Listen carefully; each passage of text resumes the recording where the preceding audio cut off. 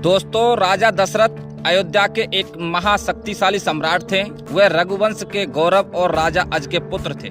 10 रथों को एक साथ चलाने की क्षमता रखने के कारण उनका नाम दशरथ पड़ा। उन्होंने असुरों और दैत्यों के विरुद्ध देवताओं की ओर से युद्ध लड़े।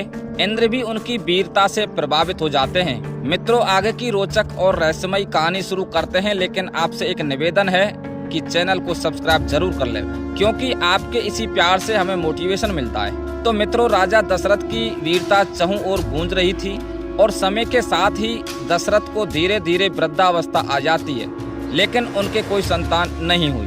तब उन्होंने श्रृंग ऋषि के मार्गदर्शन में अश्वमेघ यज्ञ किया। यज्ञ के फलस्वरूप अग्निदेव ने खीर दी, जिसे 3 रानियों में बांटा गया। कौशल्या को सबसे अधिक खीर दी गई तो राम का जन्म हुआ।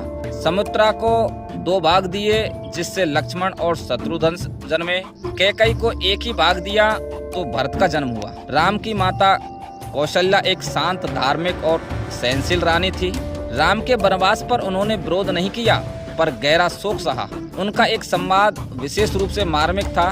उन्होंने कहा, जैसे सीता पति के वियोग में तपेगी, वैसे मैं पुत्र के वियोग में जलूंगी। वह रामायण की त्यागमयी माता हैं, जिन्होंने स्वयं दुख सहा पर राम को धर्म से नहीं रोका। कैकेयी मोह, भ्रम और पछतावे की प्रतिमूर्ति थी। भरत की माता युद्ध कला में निपुण और दशरथ की प्रिय रानी थी। एक समय कैकेयी ने युद्ध में दशरथ की जान बचाई। उस समय दशरथ ने कैकेयी को 2 वरदान दिए। उन 2 वरदानों को कैकेयी के कान भर के उनकी दासी मंथरा ने गलत उपयोग करवाया। मंथरा ने कान भरे कि राजगद्दी राम को मिलने से भरत की उपेक्षा होगी। मोह के कारण कैकेयी ने दशरथ से 2 वरदानों में भरत को राजगद्दी और राम को 14 वर्षों का वनवास मांग लिया। कैकेयी ने ये वरदान क्रोध में नहीं, माया और भ्रम में मांगे।